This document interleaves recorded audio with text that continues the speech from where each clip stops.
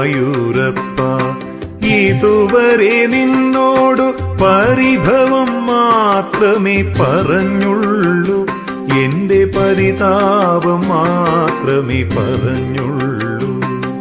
ഗുരുവായൂരപ്പ, ഇതുവരെ നിന്നോടു പരിഭവം മാത്രമേ പറഞ്ഞുള്ളൂ, എന്റെ പരിതാപം മാത്രമേ പറഞ്ഞുള്ളൂ.